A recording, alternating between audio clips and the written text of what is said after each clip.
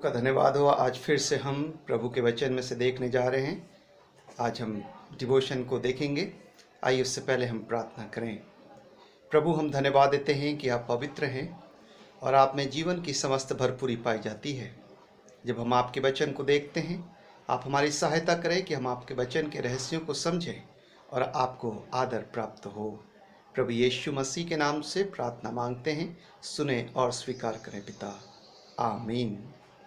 प्रिय मित्रों, आज का जो मेरा डिवोशन का पद है वो है गलतियों 6 अध्याय उसका 7 पद, Galatians 6 chapter 7 verse.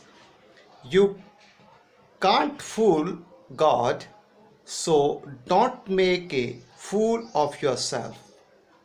You will harvest what you plant.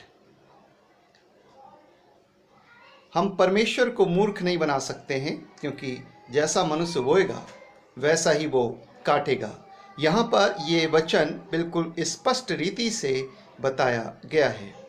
हम परमेश्वर को ठट्ठों में नहीं उड़ा सकते या मूर्ख नहीं बना सकते।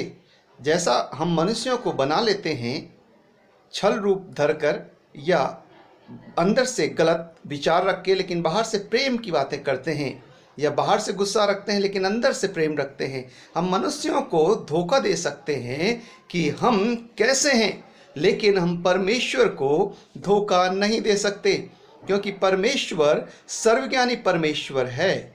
वह जानता है कि आप क्या बो रहे हैं।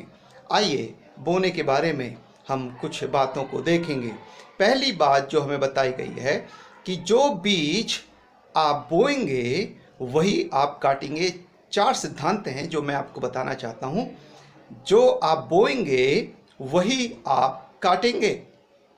प्रिय मित्रों, माना कि आपने अपने खेत में बासमती अर्थात जो धान होता है बासमती, उसका एक द बेस्ट क्वालिटी है बासमती। अगर आप बासमती धान अपने खेत में अपनी फसल को लगाते हैं तो आपको जो उसकी फसल मिलेगी या जो उसकी कटनी होगी वो भी बासमती ही निकलेगी, क्योंकि आपका बीज बासमती बीज था। हम क्या बो रहे हैं? क्या हमारे बीज शारीरिक हैं या हमारे बीज आत्मिक हैं? शारीरिक बीज वो हैं जो इस संसार तक सीमित हैं और केवल शरीर के लिए हैं। और गलतियों 5 अध्याय उसके 19 पद से लेकर 21 पद में शारीरिक बीजों के विषय में स्पष्ट रीति से बताया गया है। व्यभिचार, अशुद्धता, कामुकता, जादू टोना, मूर्ति पूजा, बैर, झगड़ा, ईर्ष्या, क्रोध, मतवालापन, रंगरेलियां और इस प्रकार के अन्य काम। तो ये शारीरिक काम हैं। इन्हें हम शारीरिक बीज भी कह सकते हैं।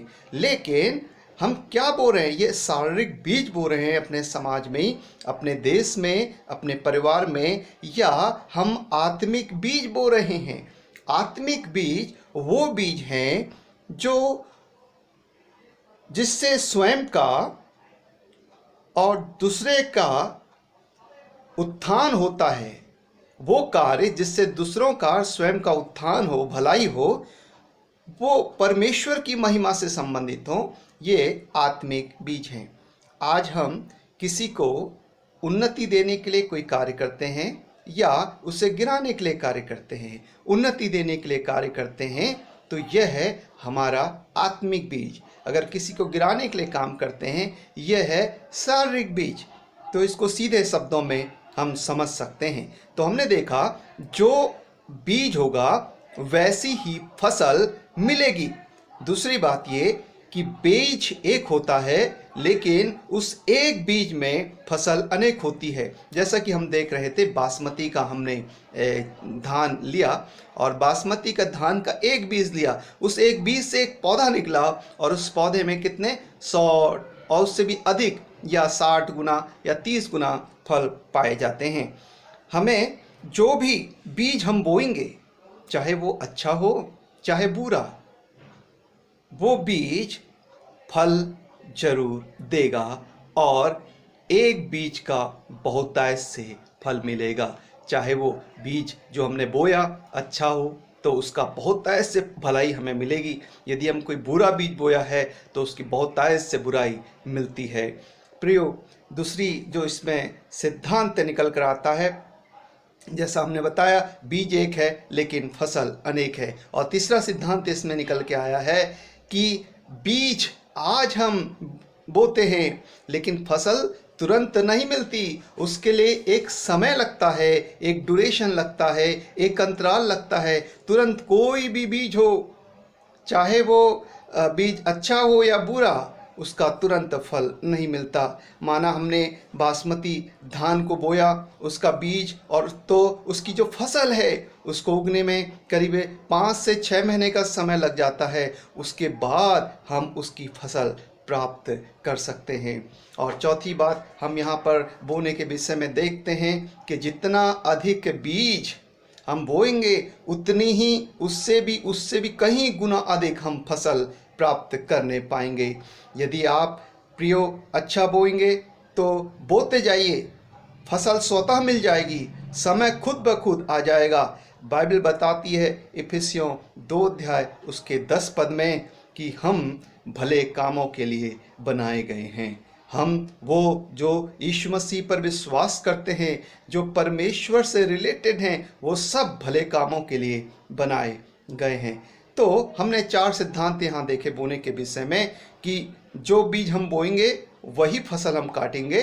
दूसरा सिद्धांत था बीज एक है, फसल अनेक है। और तीसरा सिद्धांत था बीज आज बोएंगे, फसल बाद में मिलेगी। चौथा सिद्धांत था जितना अधिक बीज होगा उससे भी कहीं अधिक फसल हमें मिलेगी। तो ये सब बातें हैं। तो हम अब क्या करें, हमें क्या करना चाहिए? समय को परमेश्वर के साथ हमें बोना चाहिए। We have utilized our time or we have spent our time with the Lord God Heavenly Father. हमें परमेश्वर के साथ अपने समय को बोना चाहिए। कैसे अपने समय को हम बो सकते हैं?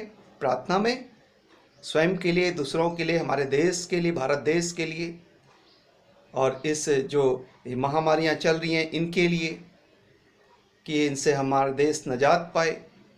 तो इन सारी बातों के लिए हम अपना समय प्रार्थना में बोएं। और दूसरी बात, हम बाइबल अध्ययन में अपना समय बोएं। लोगों की सुधि लेने में, इस वक्त लोग परेशान हैं बेचारे, लोगों के पास, बहुतों के पास भोजन नहीं है, बहुत से लोग आवश्यकता में हैं। हम उनकी सुधि लें और अपना समय उनके लिए लगाएं।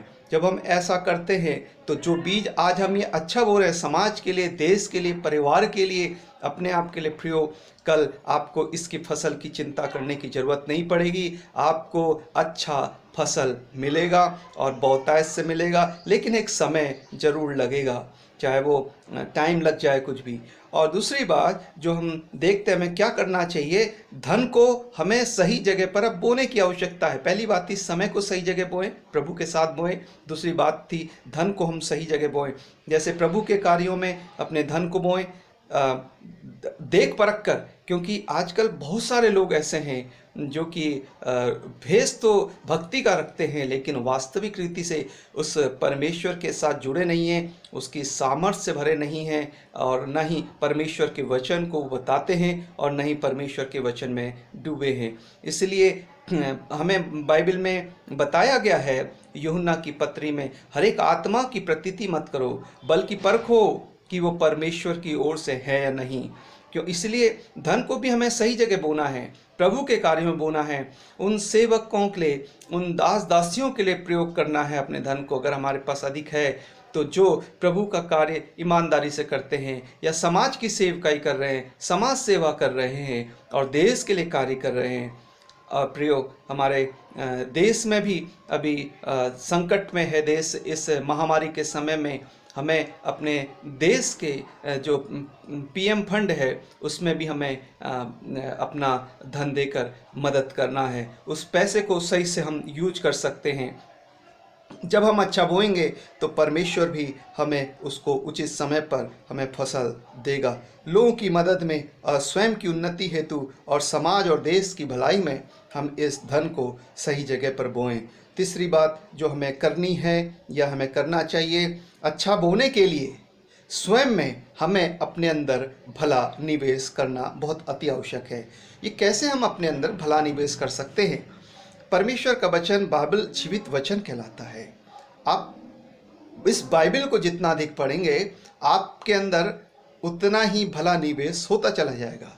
और प्रभु के जो संत हैं, प्रभु के जो लोग हैं, प्रभु के प्रिय हैं, जो आत्मिक व्यक्ति हैं, उनके साथ आप समय व्यतीत कीजिए और प्रार्थना कीजिए, उत्तम ज्ञानवर्धक पुस्तकें पढ़िए, प्रभु के दास दासियों की जीवनी पढ़िए। और आप अगर ऐसा करते हैं तो आप अपने अंदर स्वयं अच्छा निवेश करते हैं।